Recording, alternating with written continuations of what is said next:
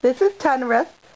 He was showing his incision, so we had to put the bone there. Yeah. He wanted everyone to see exactly what we did to him yesterday.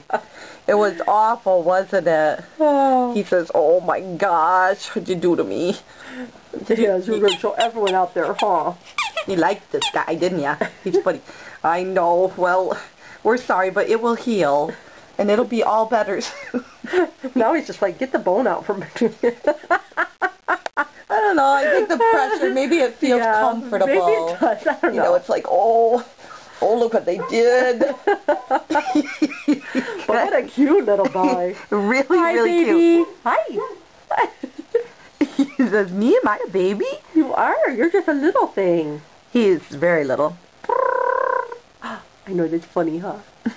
Us humans are kind of weird. Say hello out there. He's a quiet little guy. Yep. Not much to say, much to show, but not much to say. Yeah, a lot to show. Yeah. Thank goodness for the bone. Yeah. Tell them, say, come get me before they do something else to me. Cut something else out. Yep. We wouldn't do that. No, we're done. Mm-hmm.